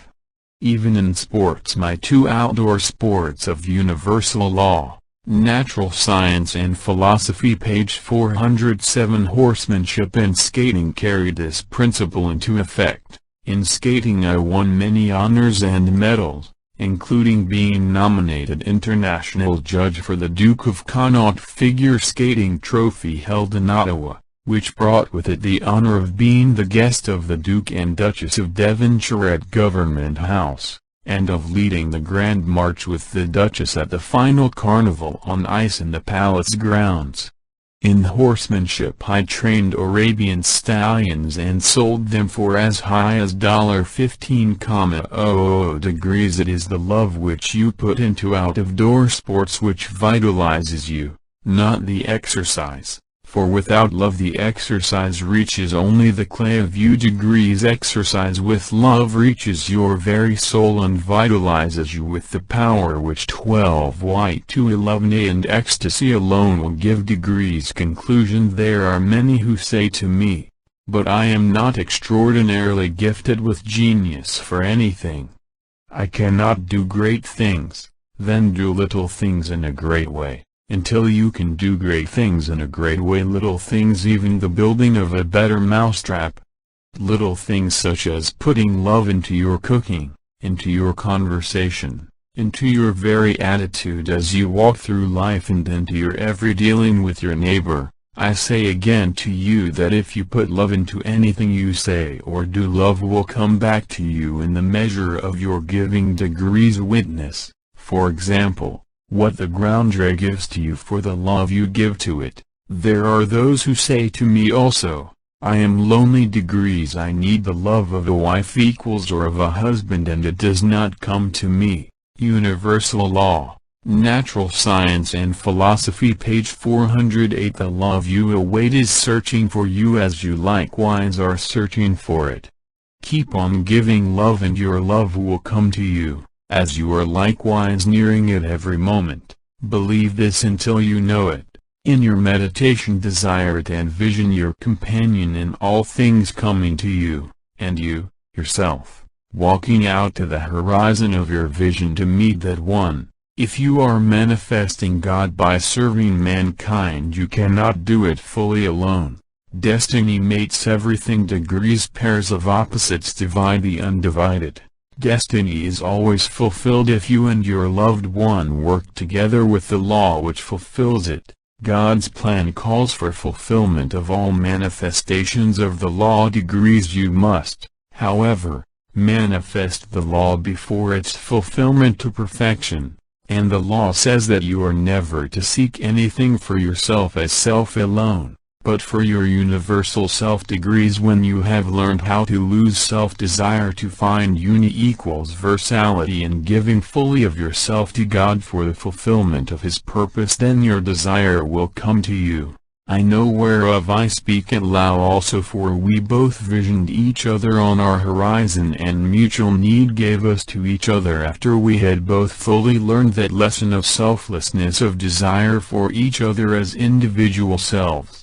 Both Lau and I had fully dedicated ourselves to the service of man. Destiny has made our purposes as one, and destiny made our path to our horizon as one. We had both fulfilled the law which gave us to each other for the purpose of continuing to fulfill the law. Universal Law, Natural Science and Philosophy, page 409. Our destiny is one, so it had to be fulfilled upon one path. Perfection in companionship, whether matrimonial, social or otherwise, can be found only by having but one goal, one objective, and one path for a unified companionship to tread. Too many there are in matrimony, in social and business companionship, who have separate goals and separate paths leading to them. If two lives are not destined for, and dedicated to the same purpose, it is better that they do not unite, for their paths can never become one. In your meditations, therefore, desire companionship from soul, and soul will respond to soul always, just as harmonics and octaves will always resound in each other while discords will not. That is the way of your love. It is awaiting you as you are awaiting it. But are you desiring it? What I mean by that is, are you desiring love to supplement your giving to the world, or are you desiring love for yourself and a body to be companions in body? Are you ready for the love you desire, and are you worthy of it? If you tune 1,000 violins alike and sound one note on one of them, all of them will resound to the same note, but if one of them is not similarly attuned, that one will remain unechoed and alone. If you are lonely, give thought to what I have just written. If you love the world, love will come to you from the world in the measure of your giving to it. If you attune yourself to the light of God's love, and give it out from you, it will resound throughout the universe, and its universal law, Natural Science and Philosophy, page 410. Echoings will come back to you.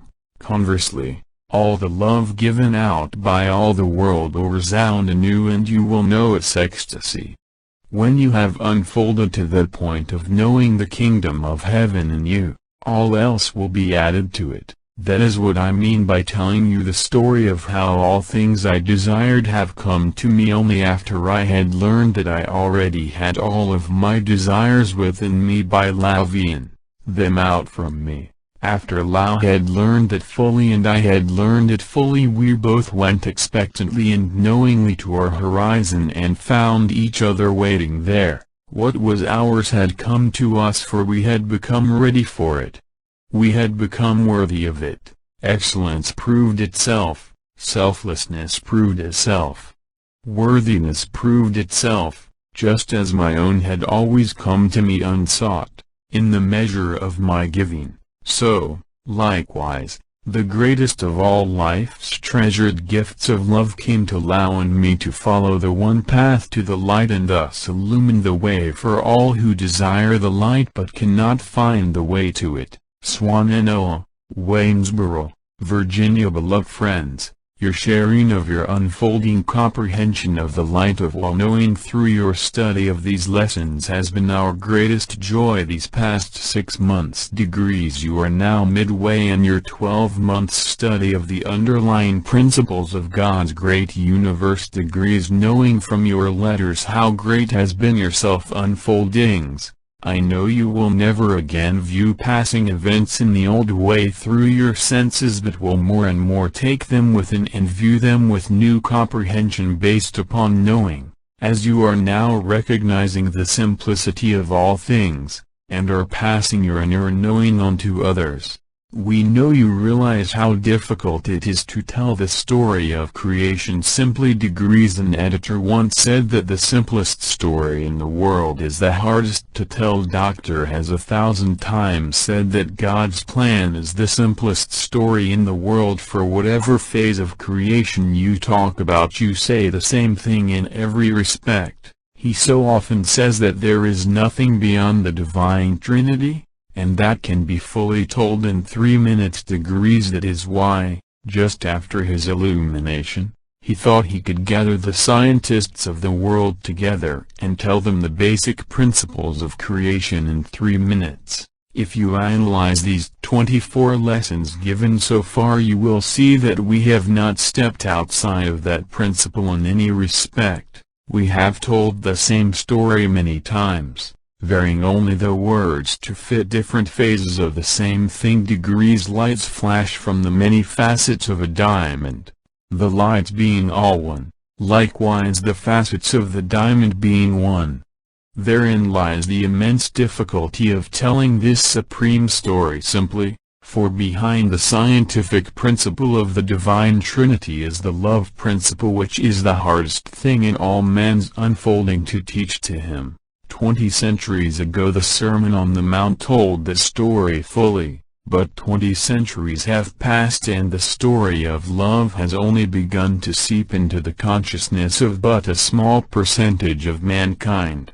Love has not yet become even a small force in the guidance of human relations, much less the mighty force which it must become before humans will have learned to live together in any semblance of peace. All over the world men are hurting each other in divers ways, and are thus hurting themselves as a consequence. Love is still far from man. Degrees. God is love and the universe is founded upon love. The only spiritual power man has to use in his human relations is love, expressed by equal giving and re-giving.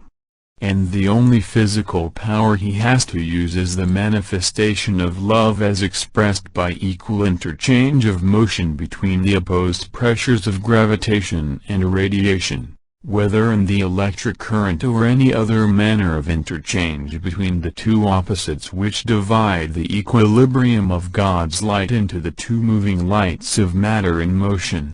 The happiness, prosperity, peace and power that all mankind desires is summed up in the one word love, but neither of these can come to man until he knows how to express love by giving it and it re-giving, equally. That is the tragedy of man. It is his own self-made tragedy, unbalance, based upon ignorance of the meaning. 412 of love is man's needless tragedy, Rhythmic balanced interchange between all pairs of opposite conditions in this divided universe is the key to the attainment of man's greatest desires and highest aims, but he has not yet learned how to use IT degrees. It is your responsibility to teach him how to use it, yours and ours.